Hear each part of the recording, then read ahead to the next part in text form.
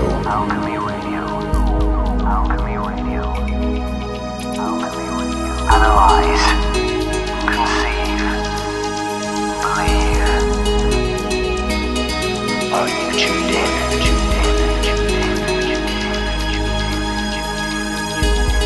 Hello and welcome to Alchemy Radio, the home of the open mind.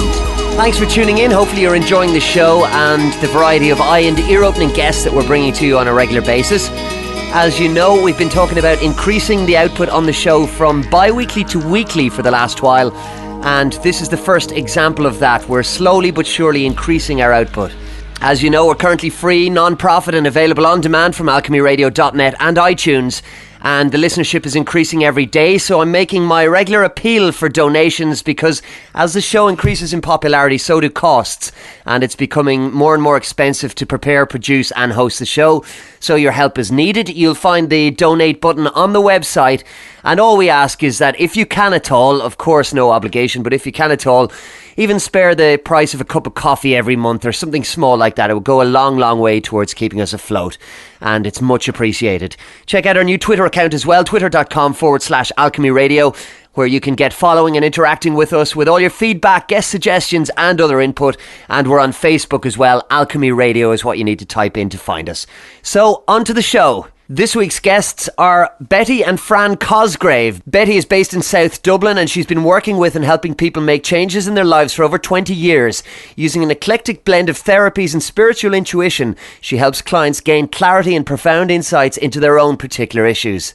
Fran has had a very colourful life, which I'm sure he'll go into in a couple of minutes with us. But basically, he reached a point in his life where it dawned on him that although things had been adventure-filled up to a certain point, the highs were usually followed by very challenging lows. He discovered NLP, made some changes to his own life, and he's here to tell us all about that as well. So, on the phone, and a very big welcome to Alchemy Radio for the first time, Betty and Fran Cosgrave. How are you doing, guys? Yeah, absolutely brilliant. Thank you very much, John. Fantastic today, John. Great for having us. Thank you very much. Well, the pleasure's all mine, and I always like to have similarly minded people on the show and people who have a good positive outlook, and both of you have that exact outlook. We're going to start with Fran, and then we'll come to you, Betty, and just a little bit, Fran, about your background and how you got from where you were to where you are now. I suppose, you know, ever since I was kind of young and I can remember, I've always kind of viewed chasing my dreams, I suppose you would call it, you know, of having a view of following what was in my heart to do with my life, which has led me on many journeys over a while. I left Ireland in 1999 and after being away travelling for a while, I got home and decided, you know, I really wanted to spread my wings, and I ended up in London on my way to a job that had all been sorted out. However, when we got there, the job fell through, and I suppose it was the first time, you know, I became aware of my ability to, I suppose, to apply flexibility to my life. My job fell through, we had nowhere to stay, and we ran out of money, and I ended up meeting some Russian guys and found a kind of halfway home come squat. I moved in with them there, and from there I used to use that as a platform to kind of launch myself in London, which went on to I ran the security for Paul Oakenfold's club home in Leicester Square for many years, which was an amazing job. And while I was there, I met Westlife, and I ended up becoming a security guy with them and traveling the world with them for a few years. Then going on to owning my own nightclubs. Dealing with, I suppose, the VIP clients from all over the world, which led me into television, would you believe, then. And I had a television career for like 5 or 6 years. I got to do like programs like I'm a Celebrity, Get Me Out of Here, and several other kind of high-ranked reality TV programs, and also DJing around the world at the time, following my love of music. And about 4 years ago, I just, from overstretching myself and, you know, I lost my way a lot, and I found myself bankrupt and completely back to square one at 32. And, you know, I just come to a point in my life that I needed to find a new way of being able to communicate with myself and create tools and techniques that were going to allow me to achieve the things that I wanted on a stable ground, you know, that wasn't going to be so topsy-turvy. So that kind of led me into NLP. My mum, obviously Betty, has been a coach for many years and has taught NLP for 14 years, I think it is 13, 14 years. 13, 14 years. And she had suggested to me many times, as mothers do, that, you really need to look at doing this, where I just wasn't open to it at the time. Sure, yeah. And I'd come to a point in my life that, I'd hit like a point that I knew I couldn't continue with. My map of the world wasn't working for me anymore. And that's when Betty suggested I get a coach, and that's when I started getting coaching, and I suppose my love of NLP began from there now. And it's I've ended up going on I took NLP course, went on to become a master practitioner, and I literally applied it every single day of my life since. And the results that I've obtained and the people I've been able to help all around the world, it's like my life's nearly unrecognizable from previous 4 years, and the pain and the hardship and the challenges that I've created around the choices I've made, and I suppose that my family and myself had to live through at the time. So, Betty, of course, you're Fran's mum, and you have an extensive background in neurolinguistic programming. Give us a little bit of that background, and I suppose how you got from where you were to where you are now. Well, it's amazing. I was introduced to NLP when I was 16. I went to live in London. Okay. I came from a very difficult background, and I wanted to get away, and I knew there was a lot out there in the world, and I wouldn't experience it where I was living. So I went to London when I was 16, and I got involved in a meditation group, and one of the people in the meditation group was very involved in NLP, and I found it fascinating, absolutely fascinating, to learn that we actually do have choices, and that to learn about our thinking, that whatever we're thinking at the moment is going to create how I will feel tomorrow. So it's about our thinking and the language pattern we use with ourselves, and also about, how we frame our world. Again, to an old saying, the glass can be half empty or half full. So I learned a lot at that stage about NLP.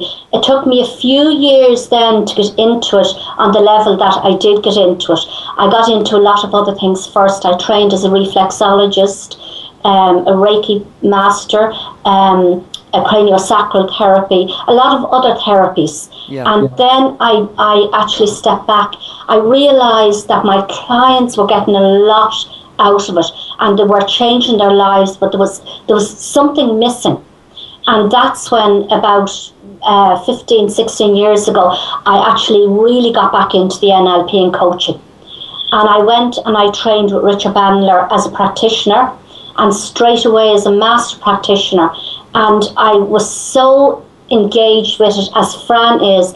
It changed my life so much, and the clients I was working with at the time, that I went very fast into train as a trainer. And a life coach, a behavioural coach as well. So from then I set my business up. I did my trainer training, it's 13 years ago, and 2 months later I gave my first seminar teaching the NLP practitioner, and I had 53 people on it.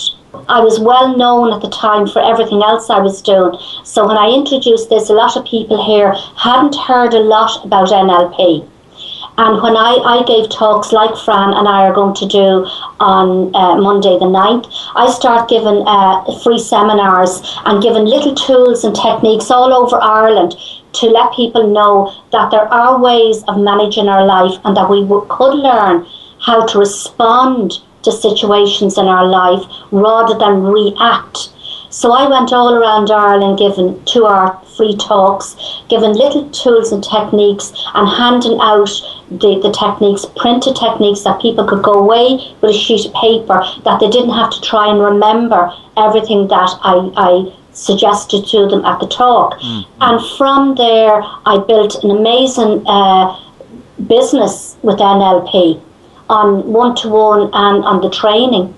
So it's been a long road, but a very successful road by all accounts. And I think, staying with you for a second, Betty, let's talk a little bit about what exactly NLP is, where it came from, how it developed, because there will be many listeners who won't be over familiar with it at this point. Well, I think it's about 45 years ago, Richard Bandler and his partner actually set up, he was a linguist, and he's I think he is. He's basically a scientist, wasn't he, as he's well? a scientist. From a He's several mathematical different things. point of view. Okay. He came into partnership with John Grinder at the time. That's right. He was into psychology and the linguistic side of it. And through joining of those two things together, they wanted to actually go out and find out what worked. Actually, what was the thing that actually made people make changes, and how could it happen quicker? At the time, they didn't quite engage with the same kind of therapies that might have taken a long time to kind of associate a change inside someone. I actually just listened to Richard Bandler talking the other day about how they came into the hypnosis side of things with the Milton model. It was suggested to him at the time that he go and check out Eric Milton because he was amazing. And in his own words, he said that he sent several people to see what it was like, and every single one of them came back and couldn't even remember being at the guy's seminar. So that kind of joined in that level there. And they went to actually model, what actually makes people successful, and how they could actually, repeat those. How could they repeat those patterns inside of a practice to allow people to make change? Right. So, go ahead, Betty. Yeah, that's actually what NLP is about. N being neuro, the brain, L linguistic, the language we use, and P the patterns that we have, or the data. From the time we're born, we create patterns in our behavioural structure in the mind. And that's what NLP is about. It's about looking at how we view the world, what our beliefs and values are, how we got them, and how we can actually change, keep the ones that work for us. We all have brilliant patterns that we've learned that actually keep us on the right track in our life. And then the tracks, that the behaviour patterns that we have that actually are dysfunctional for us in our day-to-day world, we can go back and we can actually reprogram those patterns into healthier patterns. So essentially, if somebody becomes involved in NLP, it's about them empowering themselves and using that connection between the neurological processes and language and behavioural patterns learned through experience, and actually changing them themselves to achieve some kind of goal in life then, be it coming from a place of negativity, or if they're already enjoying their life and having a good life, they can improve it further. Would I be correct there? Yes, absolutely. People come to it from all levels. I work and train a lot of people from high-level CEOs, team leaders in lots of very large companies, and the companies would pay for their team leaders or CEO to do the course to learn new communication skills. A lot of the time, people, even in higher level jobs, are not good communicators. And they may be very good at making money, and then in the climate we've come into now, they realise, a lot of businesses are realising now that to keep their business on that high level, that their team leaders, their CEOs have to learn new open communication skills. And that's what they learn with NLP and coaching. Well, the amazing thing about NLP as well, it's always evolving, isn't it? I mean, yes. NLP it's so flexible that you can apply it to whatever the model of the world that you're using and allow you to generate and create better outcomes. Now, a lot of people that I coach are already extremely successful, and whereas my background being in celebrity and performance and stuff, I coach a lot of people that are on television. I coach actors, athletes, people who want to already generate amazing results. However, they want to actually understand how they do it, be able to fine tune it, and supercharge the ability to be able to anchor themselves into those states that they need to be able to facilitate themselves to get those results all the time. Fantastic. So let's imagine a scenario for a second. Let's imagine that I'm 20 years of age and I don't know anything about NLP, but I've been going through a really tough time in my life, and I'm despairing, and family things are not going well, and I just don't know what to do. I don't know what kind of corner it is I need to turn to improve stuff. And I come into contact with either you, Betty, or you, Fran. What would be the advice that you would give, or what kind of process would I undergo then to actually empower myself and to learn these tools? Well, the first thing we would do is we would look at the person's environment. They would look at the story that they're telling themselves on a daily basis. They would look at how they're communicating with themselves or with others. Now, I worked with a 17-year-old. It's about 15 years ago now. Fabulous young girl. She has her case history. She wrote her case history herself, and I have it in my book. A wonderful girl, but I got her when she was 17. She had been 7 months in St. Pat's healthcare. Yes, with self-harm and suicide. She'd been there for 7 months, not in school. What I worked with her was, when I got her, from one session on, John, she never self-harmed again. Simply because what we did was we looked at the programming that she was coming from. We looked at self-talk that she was doing to enable herself to go into self-harm. And we also then looked at the strategies she used before she had self-harm, how she actually got herself out of her situation. So we looked at good strategies and we looked at unhealthy strategies. And then we learned how to reframe. We learned how to actually reframe her whole world, that she could look at the world she was in. You can't change your past, but we can help her reframe how she can move forward, learning from the past. That's very, very interesting. It reminds me, in a sense, just as you're speaking, Betty, of somebody who might be out of condition physically and they decide to go to the gym, and it requires big physical changes. And again, we're using that word conditioning. They want to get in shape or in condition.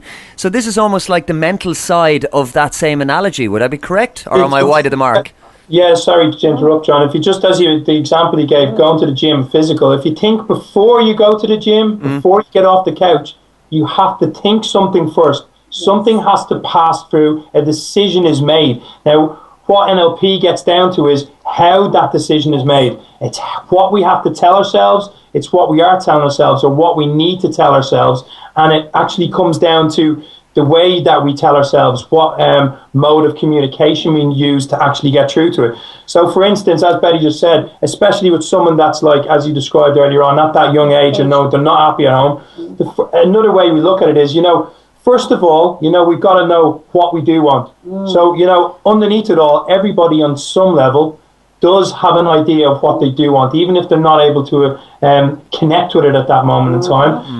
Noticing what we don't want anymore, and seeing if there is any value to that is attached to it, if it's actually providing any value in our life. And sometimes it is, and sometimes it's not. However, once we actually know it's not, we decide that, actually, I don't need to accept this anymore. I don't need to look at it this way. As Betty said, reframing something is looking at the exact same thing, stepping away slightly, disassociating yourself from it and giving it a new meaning. So it actually is able to move through the thought process, and you're able to come out with a different outcome and a different emotional attachment to it to move it away. And once you do that, you find it's like someone's holding on to you with a rubber band, and all of a sudden when you let go of that rubber band and you decide you don't want to be there, it shoots you out of that moment, and it gives you the ability to be able to create new outcomes. It's very, very exciting. And go back to Chloe. Chloe is an extreme case. You go back to another, as you mentioned, a 20-year-old who maybe have lost the way, gone to college, and maybe found the first year that wasn't what they actually wanted to do. And they may be going through a process because they want to please somebody. So you look at all angles of that person. We give them a different view of the parents.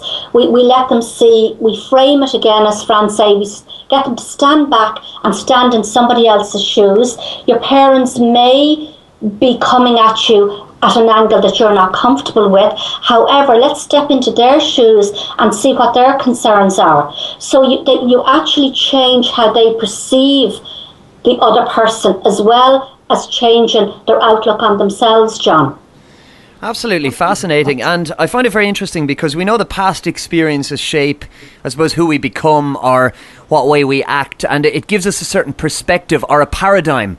And to me, it seems like NLP is it's about gaining the tools to change your perspective in a positive way so that you can look at things in the way that you require to be able to look at them as an individual as opposed to a one-fits-all solution. And that's the attractive thing for me. I think this personalization of the change of perspective, or enabling people to be able to step outside the existing paradigm and create their own new one. Again, that word framing that you used, I think, is a good word. Yeah, well, as you say that, the thing from, especially with NLP, some people from an outside will go, oh, we've heard this and we've heard that.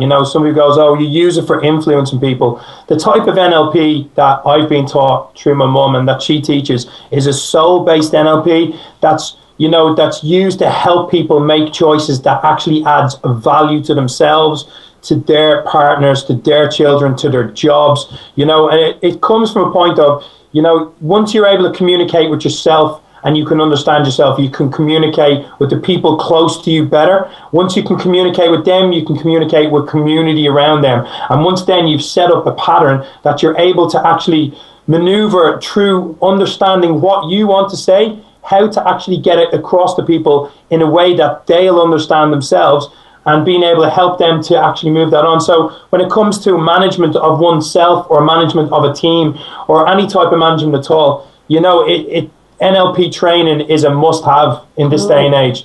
It's not something that is like, it's a must-have, and, it just adds so much value on so many different levels of your life and the people around you. Once you actually, as I describe, wake up to understanding that some people, when we get to an age, say 35, we think this is who we are. We repeat the same patterns again, whether they make us happy or sad. And, NLP is one of the things that allows us to wake up from that and actually realize that everything we do is just a pattern, and we've learned that pattern. So if we want to change it, we can actually change it. It's just the same way as we learned it. We go through that process again and we create new outcomes. And it's amazing, John, because when people train, as I say, I'm doing the training, I'm teaching the courses for 13 years, without fail, from the first weekend. Now, a lot of people that are on that course are sent through their companies, and the companies are paying. But they tell me that from the first weekend, the changes, how they see their family life, the way they change, and they hear maybe their kids on a different level, and they communicate differently at home as well as in work. So you look at the ecology, and when we're training people, we let them know that it's so important to look at the ecology, because what happens is they get new patterns and new tools to manage their emotions and run their own brain. Mm-hmm. And it's very important for them to communicate that to the people they live with, to their children, to the people that they work with. So what they're doing is you're then, not only are they making changes, but they're affecting at least 20 other people in their day in a positive way.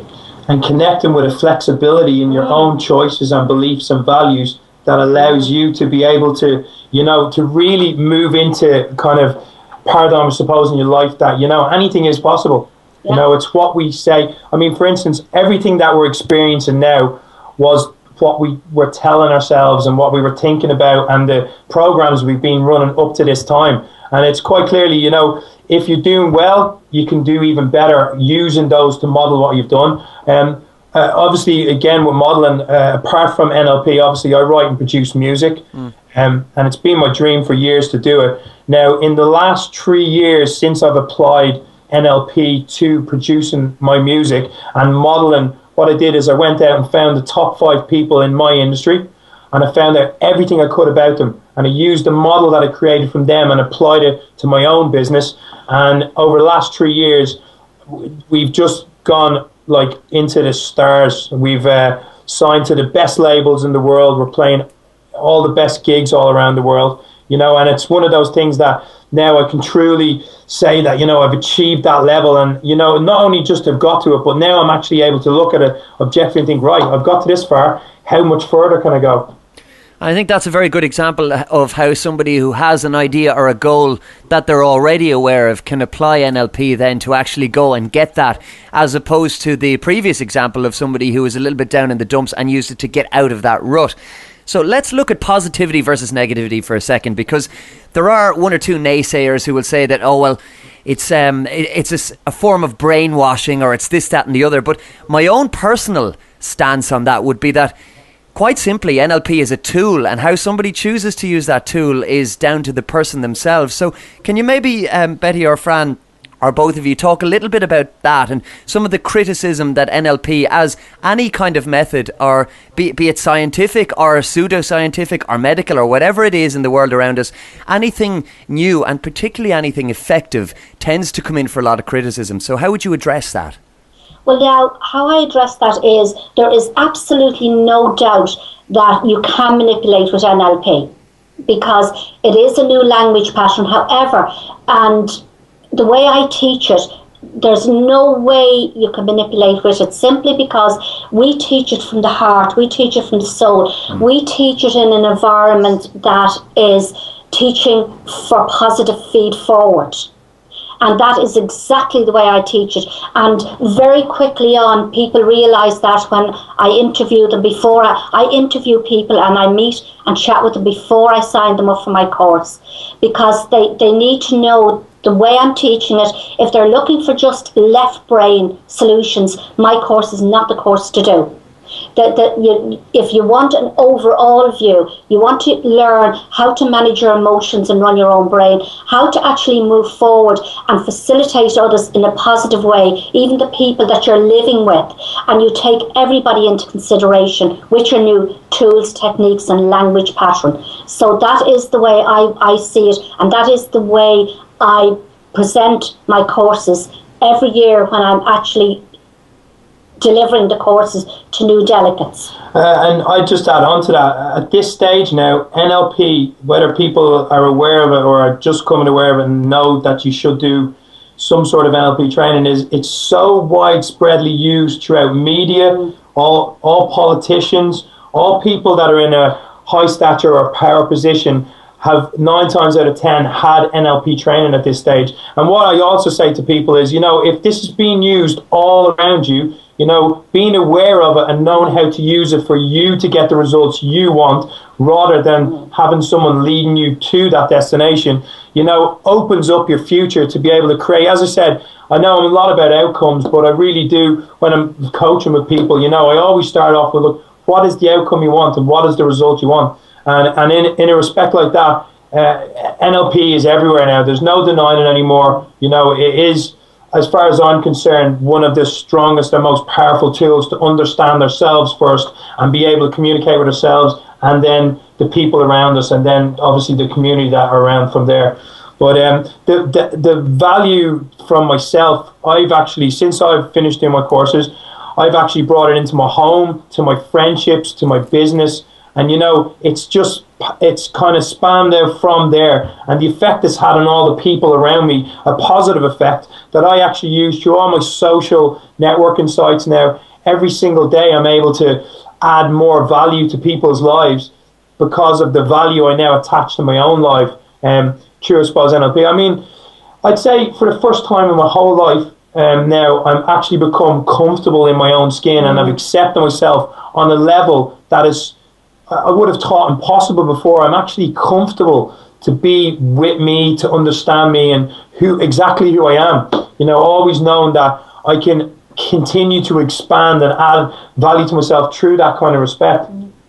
Yes, John, I'll just go back to Fran here with that. Yeah. When Fran rang me to say he had just gone bankrupt, and his life, he didn't know where he could go. He felt his life was finished. I flew over the next day too, and we walked along the beach. And I had, as Fran said, I had suggested to him, there was an upcoming course in September, and I said, just sit in on it, even just for personal development, that it's going to take you into an environment where everybody is there for positive feed forward, to see where they want to be and how they're going to get there, to learn new language patterns in the business world, and just to actually allow yourself to grow. And I was amazed from the first weekend with Fran, with the group, because Fran was hesitant. He wanted it, and yet he was hesitant. Okay. And would that be a kind of common response from people? No, it wasn't. I suppose because Fran was my son. Right. And no, it's funny, anybody that comes to me to talk about the NLP and coaching, I say to them, write a list of questions that you want to ask about the training, about the material that we're going to be using, and about me. And then what you want to get from this, or what you feel your company is expecting to get from you when you do this course. So, and the whole belly of it, John, first is personal development. If you can't get the skills and bring them into your life and begin to live your life with these skills, you're not going to be able to transcend them in it as a team leader, as a CEO, as a parent. So the whole belly of it is personal development and living the skills on a daily basis yourself, using the communication. A lot of people don't realise that 93% of our communication, John, is done through body language and tone. Only 7% is done through the words we actually use. So if your body language is very closed, or if your tone, if you come across, say you have a meeting with your boss and you're worried about the meeting that you're having, and your body language is shoulders over, head dropped, you're immediately going in with a disadvantage to that meeting. Just by even lifting your shoulders and lifting your head, you automatically feel better. And then your communication becomes much more open. So even simple things like that that are learned through NLP are so important. I think that's a very good point, because I'm guilty of it myself. So many of us assume that the language side of communication is all that there is. And I mean, anybody can walk into a room and people say first impressions last or whatever, and that impression tends not to come from a vocal. It tends to come from the way somebody carries themselves and all these subconscious signals that we pick up at, I mean, literally 24/7. And another good point that I thought you made, Betty, was when you said that that NLP and the way that you teach it and the courses that you do, it's not for just left brain people, and it's not about a left brain outcome. It's a kind of a more holistic approach to the idea of NLP, and it's a heart or a soul based method of training. Can you tell us a little bit more about that? Because I know from speaking to one or two people who would be familiar with NLP, they seem to be of the impression that it's just for hard-nosed CEOs or business people, and the way you teach it is the antithesis of that. It flies in the face of it. So let's talk about that for a little while. Yes, the way I teach it is, from my point of view, from the day I was introduced to NLP, I could see the beauty of it, the changes it can make on all levels for us, mentally, emotionally, spiritually, communication-wise. However, if you go in with a hard-nosed way that NLP is just about language pattern, nouns and verbs, you lose the whole base of it, you lose the whole belly of it. To me, the whole essence of NLP, it's about opening ourselves to open communication rather than closed communication. When we have open communication, we're doing it at a heart level, at a soul level, not just a left brain level. We're doing it where the communication is important to everybody that's in the conversation, whether it's a one-to-one with a person or whether you're doing it with a team. That communication is important, that everyone in that team or that both parties are listened to. The biggest thing for people is most people don't ever feel that they're being listened to. Where with NLP, you learn how to really listen at a very deep level to people. You listen to their body language, you listen to the tone, you listen to the words they say. Most people, it's when almost an intuitive guidance comes to you through, being able to understand people sometimes without them even having to talk to you. Yes, through their body language, exactly. And when people learn to do that, whether you're doing it with children or whether you're CEO in a company, you have automatically you're going to have open communication, because if the CEO is talking to a team leader and they're actually just doing it from a self-talk base, the person's immediately not going to be able to come back in and with open communication and tell them what they need from the CEO. Where if they go in like this with an open communication and learn how to listen, it's a win-win situation for both people or a team leader with their team and for a company. Or if it's a significant other, if it's someone in the home, and it's because I do a lot of couple coaching, you know, when couples start to learn how to listen to each other rather than always waiting to react and jump in to give their point of view. Immediately with couples, they have open communication. They hear each other. Does that make sense, John? That makes complete sense to me, because I think everything we do is about communication, and the way that we communicate and the way that we interpret communication also. And if there's some kind of breakdown there, well, obviously a relationship is going to be affected, be it business or personal or romantic, whatever it might be. So I think from the way you describe it, it's very much a heart-based way of communicating, which can only have a positive outcome for anybody who decides to apply it. If you just look at what you just said, a breakdown of communication there. Now, for instance, since my introduction to NLP, I've stopped drinking, I've stopped smoking. I'm coming into my third Christmas this year, being completely teetotal and the happiest I've ever been in my life. Now, when you say breakdown of communication, for instance, how I'd apply that to me was most of my challenges in my adult life came to me through drinking and partying and stuff like that. However, the breakdown of communication for me was, even though I was creating these challenges, on a level, my beliefs and my values, my belief was that this is the best time of life and I'm actually having fun. However, when I became aware of this, the breakdown of communication was erased, and I was able to communicate myself on an open, not a judgmental, on a curious, open level, that I wasn't saying, oh my God, you're a loser, you're this. It was like, right, hang on a sec, you know, I can look at this objectively now, and maybe this isn't actually fun, and maybe this isn't what my values are, you know, and you know, what would it be like if I didn't do this? And then I applied some new techniques to it, and all of a sudden I was like, right, actually, you know, this isn't what I want, and that's definitely not what I see as fun. And through that, you know, I was able to walk away from drinking. Obviously, I applied it to cigarettes.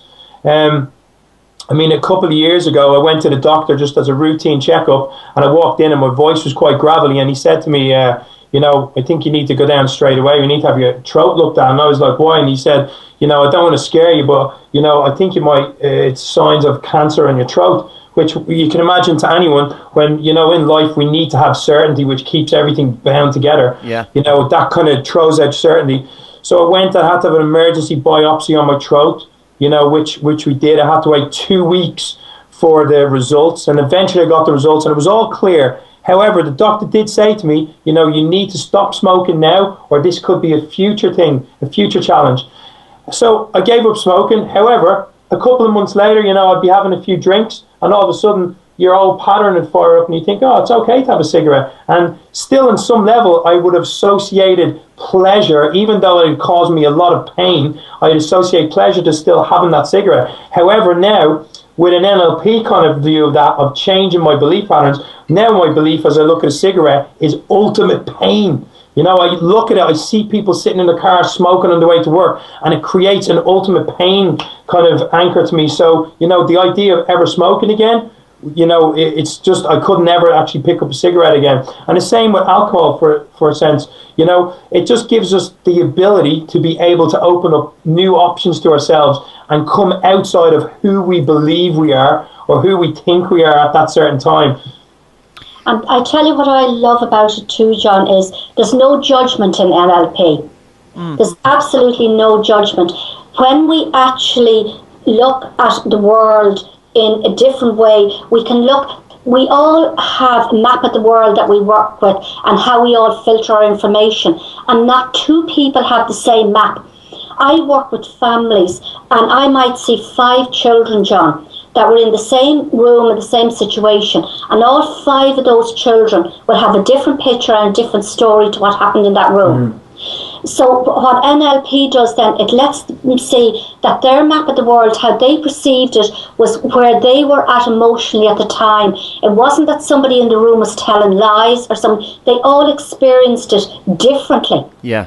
So it means that everyone can then go individually and look at themselves and the situations they're in without blame or shame, or without judging another party. Everybody has their own vision. Everyone has their own idea of what happened, and once you become aware of that, the flexibility it creates in your life to be able to understand other people. So, for instance, you can apply this to any situation in your life, and all of a sudden you don't have to be in reaction anymore to something, whether it's people cutting you off in the traffic, someone breaking up in a relationship, whatever it is.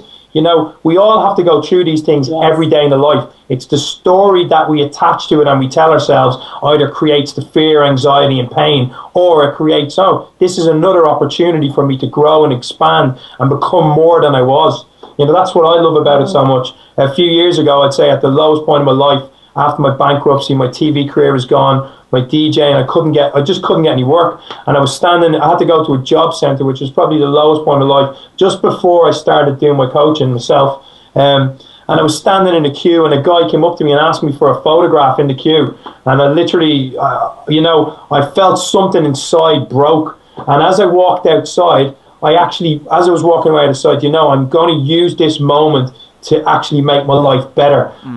And after I realised what I was doing there, I was almost coaching myself in a sense, I'm taking something that was so painful and I'm giving it a new meaning that creates a new association to that, so I can actually generate an actual behavioural pattern that makes me better, that makes me more, It takes you away from trying to be better than everyone else. All you're doing is you're going to be better than who you used to be.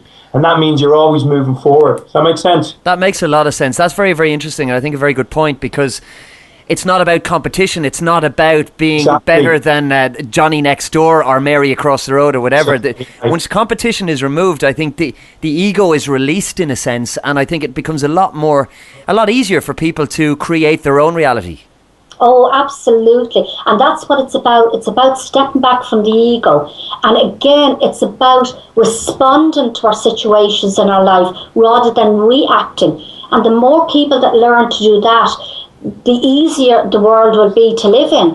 For me, as I look around at the world now, and I suppose in a new view on my new map of the world, I see so many of us get caught up in all day long. We're being kind of bombarded with, you need this, you want this, you have to have this, this is the level we need to be at. So from a very early age, we're under pressure to try and kind of conform into what people believe is right. However, when you understand people, there's no right and there's no wrong. Everybody is different, and when you actually become aware of yourself, being different is okay. Being different, than other people actually is the way the world is. So, you can actually use that as your strength rather than like a crutch. Does that make sense? Yeah, it makes a lot of sense. And I've a question that I think may be on quite a few listeners' lips at this point, because we're not all from an academic background, and we're not all people who necessarily are open to studying or who want to study at all, and it mightn't suit some people. So tell us a little bit about the process there. Is NLP a difficult thing to pick up, or is it for only some people and not others, or is it an all-encompassing method that anybody can use quite easily and apply to their own lives? NLP is about learning new language patterns. It's a fun learning. It's not about being academic. It's about learning about yourself. It's about learning. It's funny, when I learned NLP in the beginning, I didn't read and write till I was 35, I think it was, or 33. And I had learned NLP, and I didn't read and write. Well, and I learned how to use it in my life to make amazing changes in my life. So essentially, Betty, is it about really taking the knowledge of language that we already have and putting a different slant or perspective on it so that we can use it in a different way? That's exactly what it is. It's about learning. It's about opening yourself up and learning about that there is choices in life. It's about, as I said earlier, it's about reframing where we are so we can actually frame it to make our lives work. It's about learning how to, what we do, a thing called the meta-model questioning. It's about learning to ask yourself questions and ask other questions. To get rid of the deletion, distortion and generalization that we all put into our communication and getting right into the root of what we really want to ask. So it saves a lot of time. It's very gentle. So anybody can learn NLP. John, I think as well, the thing with NLP, if I've think as I've studied NLP now, I've found like maybe 70 different people with 70 different explanations of what it is. Yeah. So it's relative to people. However, what I will say is, I had no real background at all in learning at all. I left school quite early. Since I've done NLP, I started reading I read a book for the first time since I was like 15 years old. I've gone on to take a speed reading course, and now I've read nearly 100 books. I've been reading back-to-back books since it happened. Now, NLP for learning, I switched on my mind to a different way, a different process of thinking that I found out, I'm a very visual and a very auditory person. I like to see and hear things. Now, I've actually adjusted my learning that I listen to a lot of audio programs as I'm reading as well. So what happens is I'm taking in the information and actually retaining it way better than I ever did before. But with NLP, it's one of those things, if you immerse yourself in it and you live it, you actually apply it day to day to your life, to all areas of your life, it actually becomes second nature very, very fast because you're living it. And the way I explain this to people is when you actually feel, the first time you feel the change. So for instance, if we read a book from the Dalai Lama about forgiveness, we might intellectually know what forgiveness is. However, until we go out and we forgive someone, our body doesn't really understand it, so we haven't made an emotional connection to it. And NLP is like that. Once you start applying it to your life and you see the results it creates, and those results are different for everyone. A lot of people come out of NLP as a coach and they apply that coaching to their own field, be it financial, sports, nutrition, whatever that area that you're in that you're really good at, you can apply an NLP model to it and become better at it. And as Fran was bringing that up, I have a lot of teachers that do the course, and they find it absolutely fascinating. Even from the first weekend they actually go away and they bring it into the classroom, and the changes in the children and their learning, they tell me, is absolutely amazing, because they help them reframe how they may see maths or how they may see something. Again, as Fran was talking, we learn about representational systems. A lot of people, there's 5, you can be auditory, kinesthetic, visual, and they start recognizing, what children are the auditory, visual, and then they give the lessons in all the representational systems. So it means the children in the classroom are getting it faster, and they're not losing any of the children in the classroom. That's absolutely fascinating. And the fact that you bring up children there as well, because a bone of contention for me personally would be the education system and the schooling system that exists, not just in Ireland, but right across the world. And I mean, rightly or wrongly, I personally believe that it's about putting people in boxes and people ticking those boxes so that they can get to the next level on what in essence is a very competitive system, be it points for the leaving cert or entrance exams for college or whatever it is. And I think that kind of flies in the face of us as as spiritual beings or as human beings. And I'm very attracted to anything that opens up young people's minds at a very early age. So that's something I wasn't aware of and something that personally fascinates me.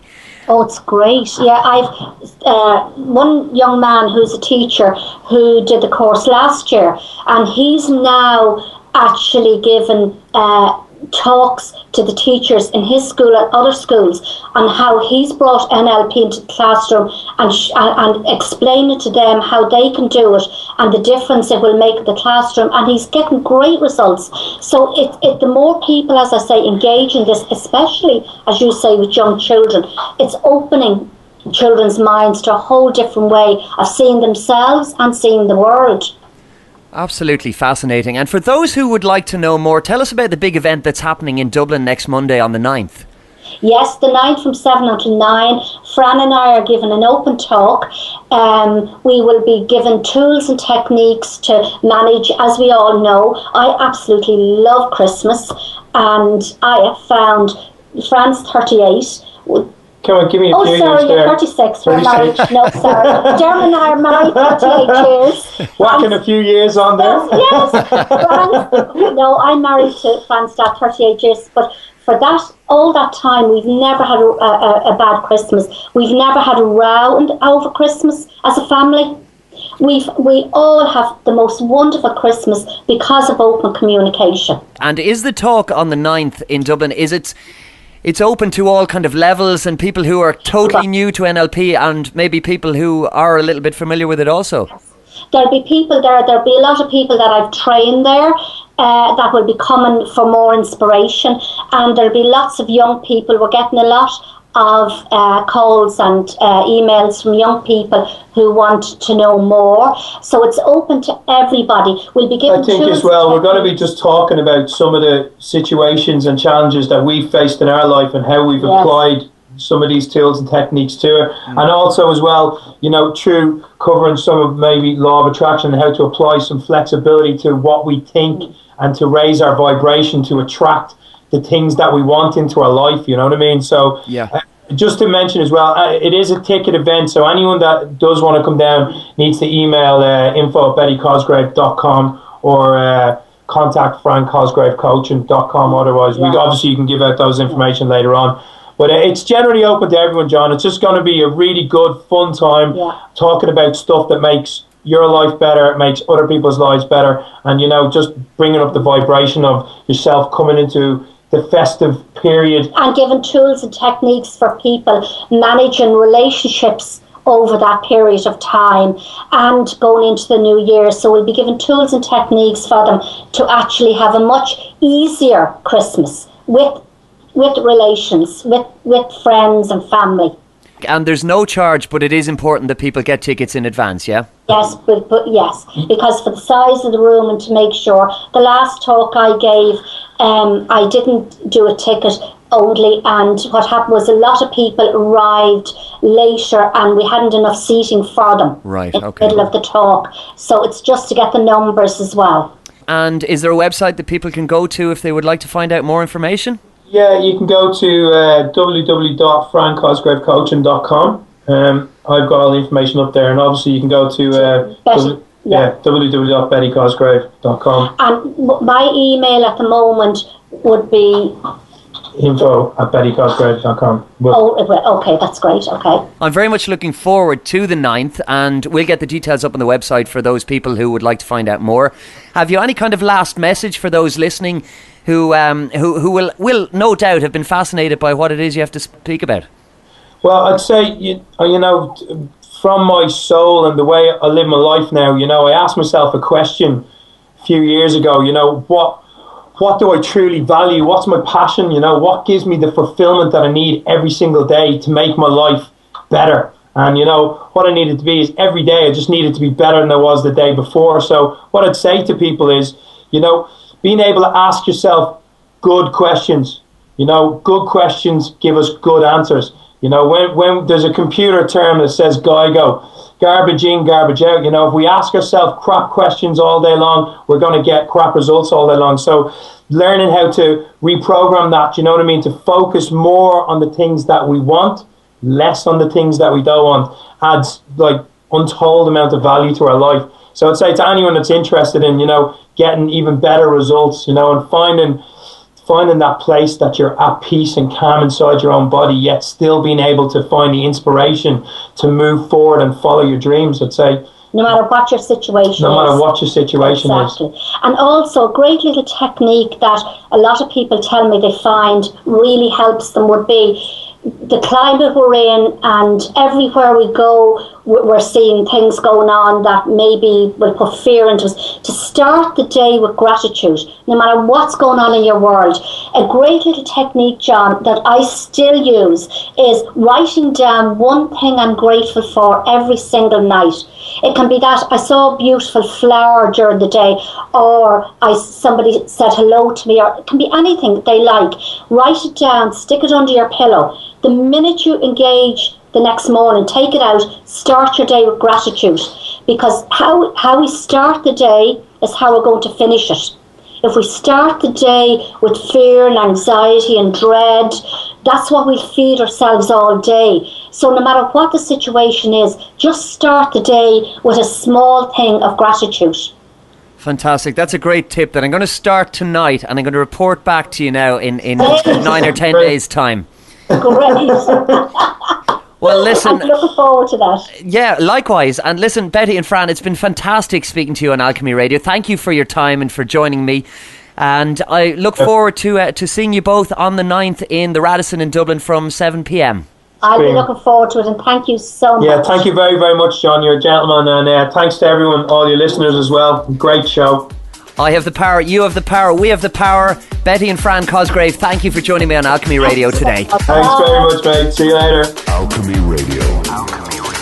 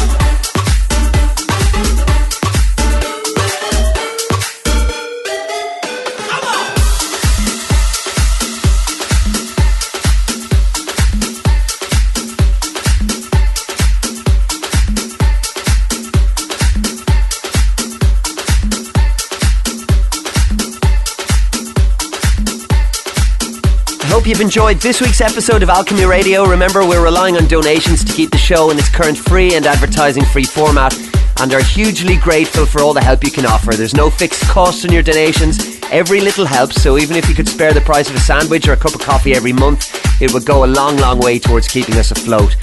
Our donate button is on the website, alchemyradio.net, and your support and assistance is hugely appreciated. Thank you to everybody who has donated over the last few weeks as well. Your help and support hasn't gone unnoticed, and we're very, very grateful. Our next guest on Alchemy is Richard Grove, and we've a very interesting chat in store there, no doubt. So until then, I have the power, you have the power, we have the power. Alchemy Radio. Alchemy Radio. Analyze. Alchemy Radio. Conceive. Alchemy. Believe. Are you tuned in?